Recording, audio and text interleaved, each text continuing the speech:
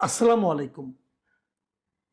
প্রিয় দর্শক, গতকালকে আমি দৈনিক প্রথম আলোর একটা জরিপের কথা বলেছিলাম। সেই জরিপে তারা অনেকগুলো প্রশ্ন করেছিল এবং তারা একটা করে প্রশ্ন নিয়ে আলাদা রিপোর্ট করছে। কালকে কিছু করেছে, আজকেও কিছু করেছে। তো আজকে একটা রিপোর্ট আমার কাছে খুবই গুরুত্বপূর্ণ মনে হয়েছে। আমি কালকে এমনিও বলেছিলাম, সেই জরিপে একটা জায়গায় আমার খুবই খটকা লেগেছিল। সেটা হলো যে এই সরকারকে খুবই অপছন্দ করে এমন লোকের সংখ্যা তারা দেখিয়েছিল ৩.২ ভাগ। আমি বলেছিলাম এটা হতে পারে না। কারণ আওয়ামী লীগের যত লোক ছিল, আওয়ামী লীগের যারা সমর্থক, কর্মী যারা আছেন, নেতা যারা আছেন, তারা আমি যদি ধরেও নেই আপনাদের কথার কথা, তারা সবাই খুব দুষ্ট লোক ছিল, খারাপ লোক ছিল, চাঁদাবাজ ছিল, মানে সন্ত্রাসী ছিল, সব ধরে নিলাম। কিন্তু এই সরকার আসার কারণে তাদের সেই সমস্ত কর্মকাণ্ড তো বন্ধ হয়ে গেছে। বন্ধ হয়ে গেলে তারা কি এই সরকারকে পছন্দ করবে? করবে না। যারা ভালো লোক ছিল, যারা আওয়ামী লীগের উপর মাধ্যমে কিছু একটা ভালো কিছুর প্রত্যাশা করত, তারাও নিশ্চয়ই সরকারকে পছন্দ করবে না এবং তারা খুবই অপছন্দ করবে। সেই সংখ্যাটা মাত্র ৩% হতে পারে না, এটা আমার কাছে মনে হয়েছিল। এটা নিয়ে আমি কালকে আলোচনা করেছিলাম। এ নিয়ে অনেক মন্তব্য পেয়েছি। যদি সময় পাই কাল পরশু এই মন্তব্যগুলো নিয়ে একটা আলোচনা আমরা করব। কিন্তু আজকে আমি যেটা নিয়ে আলোচনা করছি, দেখুন, কালকে আলোচনা থেকে আমি এটা বলার চেষ্টা করেছিলাম যে এই জরিপটার মধ্যে হয়তো আওয়ামী লীগের লোকদেরকে খুব বেশি একটা ইনক্লুড করা হয় নাই, অথবা এই জরিপের আওয়ামী লীগের একটু বিপক্ষে গিয়েছে, অর্থাৎ আওয়ামী লীগের বিপক্ষে মতামতটা আছে এমন একটা প্রমাণের চেষ্টা করা হয়েছে।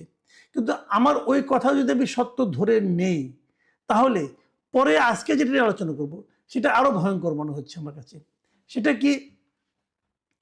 এটার নিউজটার মানে ওরা যা শিরোনাম করেছে প্রথম আলো, সেটা বলেছে নির্বাচনে আওয়ামী লীগকে চান না ২৮%, শর্তহীন ও শর্তযুক্তভাবে চান ৬৯%। দেখুন, বিষয়টা কিন্তু আসলে একটু জটিল হয়ে গেল যে ৬৯% মানুষ বলতেছে যে তারা আওয়ামী লীগকে নির্বাচনে চান। এদের মধ্যে কেউ বলেছেন যে না, এই শর্তে চাই। শর্তগুলি কেমন?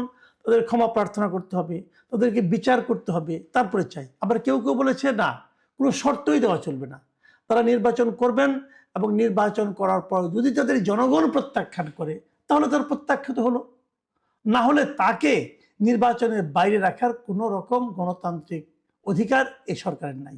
এটা অনেকে বলেছে। এখন সেখানে আমি একটা জিনিস, যেমন ওই প্রশ্নটা ছিল, আমি সেটা আপনাদের আরো ভেঙে বলি।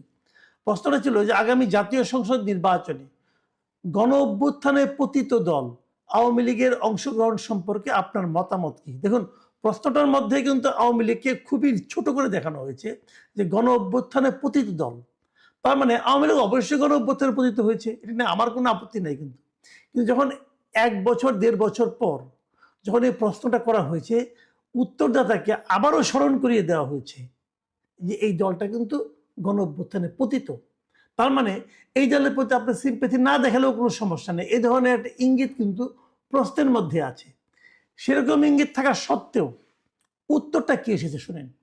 উত্তরটা এসেছে যে ২৭.৮% উত্তরদাতা বলেছেন বিনা শর্তে আওয়ামী লীগকে ভোটে অংশ নিতে দেওয়া উচিত।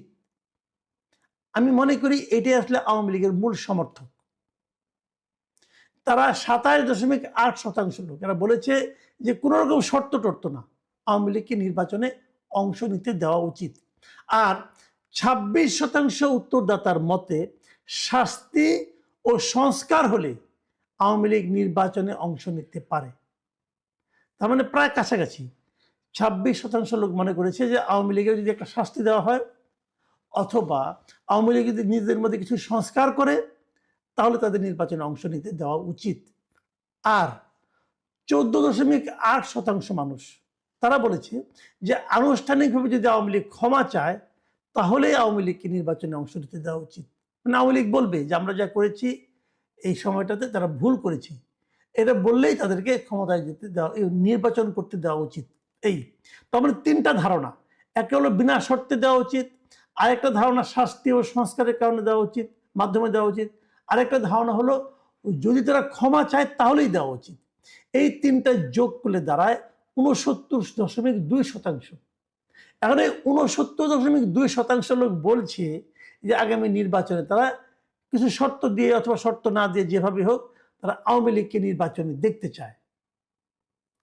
আমরা যে নির্বাচনের দিকে অগ্রসর হচ্ছি, মানে ডক্টর ইউনূসের অন্তর্বর্তীকালীন সরকার, তারা যে নির্বাচনে আয়োজন করতে যাচ্ছে, সেই আয়োজনের সঙ্গে কিন্তু এই ৬৯.২% মানুষের মতামতের কোনো মিল নেই।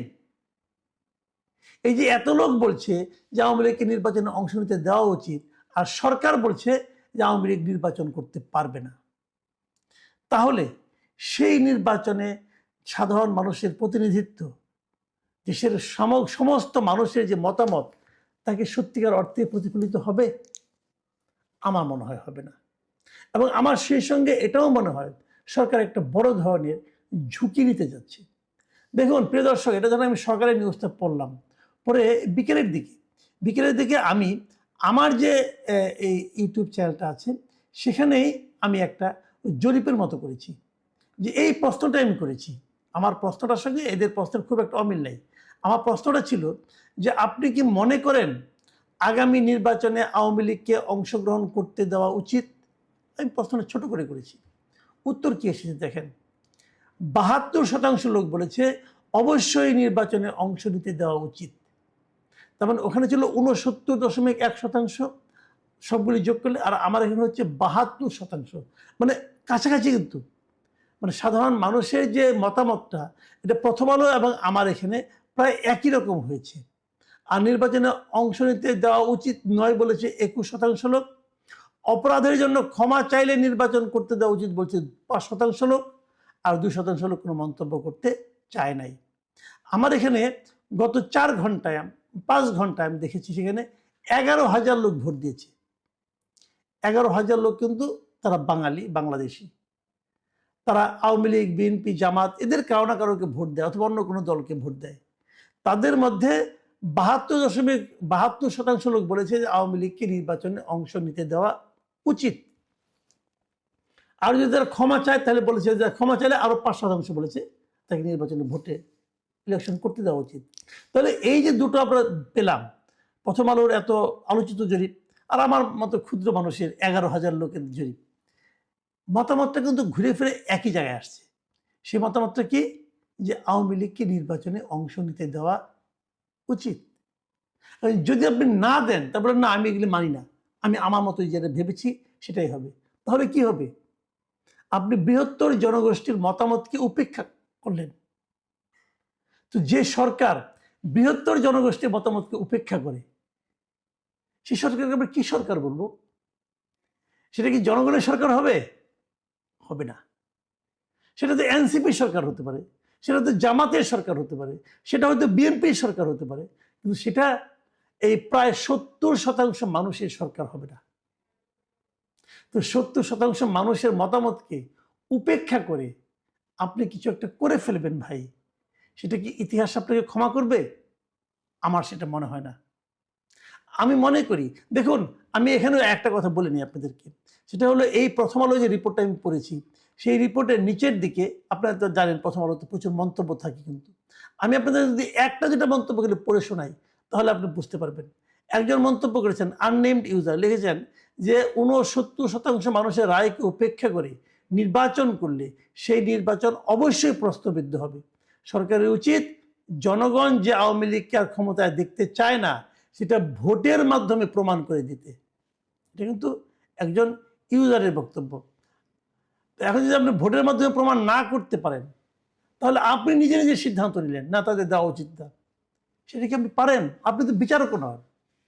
যদি বিচার বিভাগের মাধ্যমে একটা সিদ্ধান্ত হতো তাও আমরা মানতে পারতাম। আপনি কে সিদ্ধান্ত নেওয়ার? আপনি কেউ না। আপনি যে আসলেই কেউ না, এটা আপনারা কদিন পরেই বুঝতে পারবেন। আপনারা কেউ না। আপনারা মনে করছেন আপনাদের সব কিছু করার ম্যান্ডেট আছে। এই মনে করা আপনার মধ্যে সীমাবদ্ধ। এই দেশের মানুষ সেটা মনে করে কিনা সেটা আপনি জানেন না এবং জানার চেষ্টাও করেন নাই।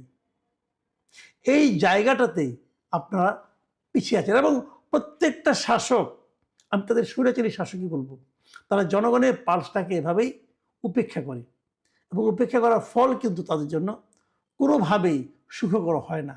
অতীতেও হয় নাই, আগামীতেও হবে না। প্রিয় দর্শক, এখন এই পর্যন্তই। আল্লাহ হাফিজ।